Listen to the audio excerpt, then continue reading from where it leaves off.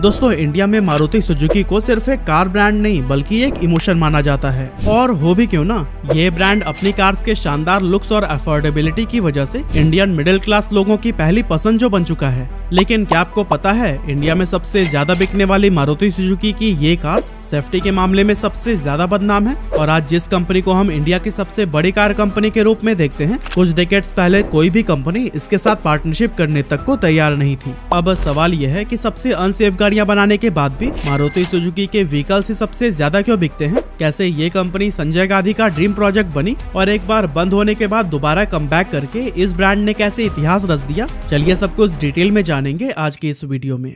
दोस्तों, मारुति सुजुकी की कहानी शुरू होती है आजादी के 23 साल बाद, यानी कि 1970 से। उस समय देश बहुत बुरे दौर से गुजर रहा था। ना लोगों के पास खाने के पैसे थे और ना ही रोजगार का कोई साधन। देश अभी आजादी की जंग से हुई तबाही को ठीक से भूला भी नहीं था। 1965 में इंडो पाक वार और 1967 में इंडो चाइना वार ने रही सही कसर भी पूरी कर दी। लगातार चल रहे वॉर से देश की इकोनॉमी डाउन होने लगी और महंगाई तो इतनी बढ़ गई कि लोगों की थालियों से रोटियां तक गायब होने लगी। अब एक तरफ तो भारत इन सभी परेशानियों से बाहर निकलकर अपने पैरों पर खड़ा होने की ट्राई कर रहा था, वहीं दूसरी तरफ पूरी दुनिया में इंडस्ट्रियल रिवोल्यूशन ने जोर पकड़ लिया था और इसके साथ ही कार्स के मार्केट भी बूम करने लगी थी। लेकिन अभी तक हमारा देश इन सभी रिवोल्यूशन से काफी दूर था, क्योंकि यहाँ के लोगों के पास इतने पैसे ही नहीं थे कि महंगी विदेशी कार्स को अफोर्ड कर सके। ऐसे में उस टाइम की प्राइम मिनिस्टर इंदिरा गांधी ने एक ऐसी स्वदेशी कार बनाने का सपना देखा जिसे कि लोग आसानी से अफोर्ड कर सकें। इसी दौरान 16 नवंबर 1970 में Maruti tech support private limited यानी कि MTSPL की नींव रखी गई, जो कि एक टेक सपोर्ट कंपनी थी। इस कंपनी का काम कार के मैन्युफैक्चरिंग और असेंबलिंग में असिस्टेंस प्रोवाइड करना था। फिर आया साल 1971, जब उस टाइम की प्राइम मिनिस्टर इंदिरा गांधी और उनके कैबिनेट ने पीपल्स कार प्रोजेक्ट के सपने को पूरा करने के लिए MTSPL को चुना और फिर 9 जून को कंपनी एक्ट के तहत इसे एक्वायर करके इसका नाम बदलकर मारुति लिमिटेड कर दिया गया। साथ ही इंदिरा गांधी के बेटे संजय गांधी उस कंपनी के MD बनाए गए। उस समय संजय गांधी की उम्र सिर्फ 25 साल थी और इनकी प्राइमरी एजुकेशन देहरादून के दून स्कूल से हुई थी। इसके आगे की स्कूलिंग उन्होंने स्विट्जरलैंड के एक बोर्डिंग स्कूल से पूरी की थी। अब क्योंकि उनका पढ़ाई में कोई खास इंटरेस्ट नहीं था, इसीलिए उन्होंने यूनिवर्सिटी में कभी एडमिशन ही नहीं लिया। लेकिन हाँ, गाड़ियों के वो खूब शौकीन थे और उसके मैकेनिज्म में संजय गांधी को खूब इंटरेस्ट था। इसी के चलते उन्होंने इंग्लैंड के क्रीव सिटी में मौजूद रोल्स रॉयस में 3 साल तक ट्रेनिंग भी ली, जिस वजह से उन्हें भारत के अंदर मारुति लिमिटेड में MD की पोजीशन सौंपी गई। हालांकि परिवारवाद का मुद्दा उठाते हुए इस फैसले का काफी लोगों ने विरोध भी किया, लेकिन इंदिरा गांधी के सामने वो कहां ही टिक पाते। खैर, संजय गांधी ने इस कंपनी को चलाने की बहुत कोशिश की। कई बार कार्स को डिजाइन किया गया, उनके प्रोटोटाइप बनाए गए, लेकिन इसका कोई भी फायदा नहीं हो पाया। यहाँ तक कि वो एक भी कंप्लीट कार नहीं बना पाए थे। इसी के चलते उन्होंने इंटरनेशनल ब्रांड्स के साथ मिलकर काम करने की सोची, ताकि उनकी टेक्नोलॉजी का फायदा मारुति को भी मिल सके। इसी सोच के साथ उन्होंने फॉक्सवैगन के साथ पार्टनरशिप करने का प्रपोजल रखा, ताकि उस समय की उनकी वर्ल्ड फेमस कार बीटल की तर्ज पर इंडिया में भी 4 व्हीलर्स को मैन्युफैक्चर किया जा सके। लेकिन अनफॉर्चुनेटली उसी दौरान देश में अकाल की स्थिति चल रही थी और महंगाई अपने चरम पर थी, क्योंकि कुछ ही समय पहले बांग्लादेश को आजाद कराने के लिए इंडिया और पाकिस्तान के बीच जंग लड़ी गई थी और इसका असर देश की इकोनॉमी पर साफ तौर पर दिखाई दे रहा था। और दोस्तों, इन्हीं सभी सिचुएशंस को देखने के बाद फॉक्सवैगन ने मारुति लिमिटेड के साथ पार्टनरशिप करने में कोई इंटरेस्ट ही नहीं दिखाई और ये डील कैंसिल हो गई। इसके अलावा भी संजय गांधी ने कई सारे इंटरनेशनल कंपनीज के साथ डील करने की ट्राई की, लेकिन उन सभी को ही डर था कि कहीं उनका पैसा इंडियन मार्केट में डूब न जाए। इसीलिए हर तरफ से पार्टनरशिप के लिए इनकार ही देखने को मिला। अब एक तरफ तो कोई भी इंटरनेशनल कंपनी मदद नहीं करना चाहती थी, दूसरी तरफ मारुति लिमिटेड का बनाया हुआ प्रोटोटाइप भी फेल हो चुका था। ये ऐसा समय था जब कंपनी बहुत ज्यादा नुकसान में जाने लगी थी, लेकिन सिचुएशन तब और भी ज्यादा खराब हो गई जब 1975 में पूरे देश के अंदर इमरजेंसी लगा दी गई। इस समय कंपनी को सही गाइडेंस और रिसोर्सेज की बहुत ही ज्यादा जरूरत थी, लेकिन इमरजेंसी के बाद संजय गांधी ने कंपनी पर ध्यान देना बिल्कुल बंद कर दिया और पॉलिटिक्स में बहुत ज्यादा इन्वॉल्व रहने लगे। एक समय पर राजनीति में इनकी इन्वॉल्वमेंट इतनी ज्यादा बढ़ गई थी कि ऐसा माना जाने लगा कि प्रधानमंत्री भले ही इंदिरा गांधी हों, लेकिन सत्ता संजय गांधी के हाथों में है। इसका रीजन ये था कि सारे छोटे बड़े राजनीतिक फैसले वही लिया करते थे और लगभग हर मामले में ही उनका सीधा दखल हुआ करता था। यहाँ तक कि इमरजेंसी के दौरान लोगों पर हुए कई तरह के अत्याचारों के लिए संजय गांधी को ही जिम्मेदार माना जाता है, जैसे कि इमरजेंसी के दौरान जबरदस्ती नसबंदी कराना और स्लम्स को खाली कराना। ये उनके कुछ ऐसे प्लान थे जिनसे लाखों लोगों की जिंदगियां तबाह हो गई थी। यही सब काम करने में संजय गांधी इतना ज्यादा बिजी हो गए थे कि उनका ध्यान मारुति लिमिटेड से पूरी तरह से हट गया, जिससे कि कंपनी का मैनेजमेंट भी परेशान रहने लगा था। लेकिन किसी के पास इतनी हिम्मत नहीं थी कि संजय गांधी को उनके पद से हटा पाए। खैर, जैसे तैसे मैनेजमेंट कंपनी के कामकाज को संभाल रहा था और उसे प्रॉफिटेबल बनाने की पूरी कोशिश की जा रही थी। फिर आया 21 मार्च 1977 का दिन, जब इमरजेंसी को हटा दिया गया। ऐसे में उम्मीद की जाने लगी कि अब संजय गांधी मारुति लिमिटेड पर ध्यान देंगे और कंपनी के ग्रोथ के लिए कुछ मेजर फैसले लिए जाएंगे। पर दोस्तों, लोगों का ऐसा सोचना भी बस एक सपना ही बनकर रह गया, क्योंकि इमरजेंसी के बाद हुए इलेक्शन में कांग्रेस बुरी तरह से हार गई और जनता पार्टी की जीत के बाद मोरारजी देसाई देश के नए प्राइम मिनिस्टर बनाए गए। इस इलेक्शन के बाद से ये कंपनी बंद कर दी गई और सभी लोगों को लगा कि मारुति लिमिटेड की कहानी बस यहीं तक थी। लेकिन दोस्तों, सही मायनों में कंपनी की असल स्टोरी तो अभी शुरू होनी बाकी थी। एक्चुअली उस दौरान इमरजेंसी के आरोपों के चलते इंदिरा गांधी को गिरफ्तार कर लिया गया था और इस सब से कुछ ऐसी राजनीतिक हलचल हुई कि 1980 में ही आम चुनाव की नौबत आ गई। यहाँ संजय गांधी ने सभी को चौंकाते हुए कांग्रेस पार्टी में ऐसी जान फूंकी कि 1980 में उनकी कमाल की स्ट्रैटेजीज के चलते इंदिरा गांधी भारी मतों से जीतने के बाद वापस से सत्ता में आ गयी और संजय गांधी कांग्रेस के जनरल सेक्रेटरी बनाए गए। इस तरह से एक बार फिर से मारुति को लेकर लोगों की उम्मीदें मानो जाग सी गई, क्योंकि संजय गांधी अभी भी अपने इस ड्रीम प्रोजेक्ट को पूरा करके देश की सड़कों पर ऐसी स्वदेशी कार दौड़ाना चाहते थे जिसे कि एक आम आदमी भी आसानी से अफोर्ड कर सके। लेकिन दोस्तों, यहाँ पर भी किस्मत तो कुछ और ही कहानी लिख रही थी, क्योंकि 23 जून 1980 की सुबह एक प्लेन क्रैश में संजय गांधी की मौत हो गई और सबको यही लगने लगा कि उनका आम आदमी के लिए कार बनाने का सपना उन्हीं के साथ ही चला गया। लेकिन दोस्तों, यहाँ से भी आगे मारुति की कहानी बिल्कुल अपोजिट रही थी। एक्चुअली संजय गांधी की मौत का इंदिरा गांधी पर बहुत ही गहरा सदमा पहुंचा था, क्योंकि वो उनके दाहिने हाथ थे जो कि हर प्रॉब्लम से बाहर निकालने के लिए अपनी जी जान लगा देते थे। संजय गांधी के जाने के बाद सबसे पहले तो इंदिरा गांधी ने खुद को संभाला और अपने बेटे के सपने को पूरा करने के लिए काम में लग गईं। इसके लिए उन्होंने पब्लिक सेक्टर के फादर कहे जाने वाले डॉक्टर वी कृष्णमूर्ति की मदद ली और उन्होंने मारुति लिमिटेड को मारुति उद्योग लिमिटेड के नाम से दोबारा शुरू किया। इसके बाद 2 अक्टूबर 1982 को एक जापानीज कंपनी सुजुकी के साथ कंपनी ने एक ज्वाइंट वेंचर साइन किया, जिसके तहत यह एग्रीमेंट हुआ कि शुरू के 2 साल मारुति लगभग 40,000 गाड़ियां जापान से इंडिया में इंपोर्ट करेगी। अब वैसे तो संजय गांधी इस दुनिया में नहीं थे, लेकिन उनके सपने के सच होने की शुरुआत हो चुकी थी। डील के अकॉर्डिंग स्टार्टिंग के 2 सालों तक तो कंपनी एक इंपोर्टर के तौर पर ही काम करती रही, लेकिन इस दौरान वो अपने सपने को नहीं भूली थी।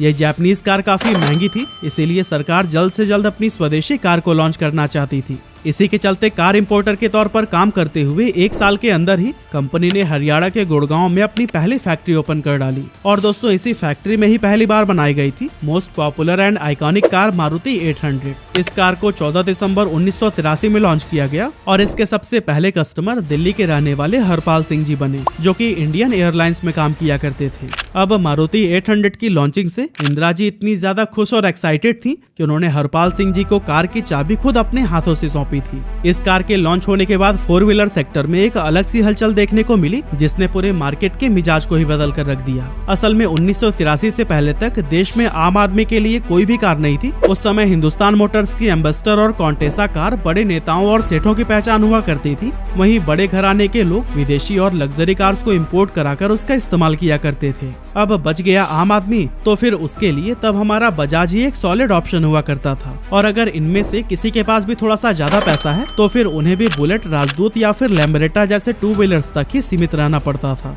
ऐसे में मारुति 800 की एंट्री से लोगों का खुद की कार का सपना अब सिर्फ सपना ही नहीं रह गया। यही वजह थी कि देखते ही देखते मारुति 800 देश की सबसे ज्यादा बिकने वाली कारों में से एक बन गई, जिसने कई सालों तक इस पोजीशन को बनाए रखा। मार्केट में इसकी डिमांड का अंदाजा आप इसी बात से लगा सकते हैं कि 1983 से 2014 तक मारुति 800 की 28 लाख से भी ज्यादा यूनिट सेल हुई थी। कंपनी ने इसके अलावा भी कई सारे बेहतरीन कार्स देश को दी, जिन्हें कि स्पेशली लोगों की नीड्स को फुलफिल करने के लिए बनाया गया था। फॉर एग्जाम्पल, मारुति ने 1984 में मारुति 800 के इंजन के साथ ही मारुति ओमिनी को लॉन्च किया था, जिसे कि आपने भी पुरानी बॉलीवुड मूवीज में किडनैपिंग सीन्स के टाइम पर जरूर देखा होगा। मारुति 800 की तरह ही मारुति की ओमिनी ने भी कई सालों तक सड़कों पर राज किया। और आपको बता दें कि इस कार का इस्तेमाल कई शहरों में लोगों की जान बचाने के लिए एज ए एम्बुलेंस भी किया जाता था। 1985 में कंपनी ने अपनी मोस्ट पॉपुलर एसयूवी जिप्सी को लॉन्च किया, जो कि ऑफ रोडिंग के लिए बहुत पसंद की गई। साथ ही ये लंबे समय तक इंडियन आर्मी का भी हिस्सा रही है।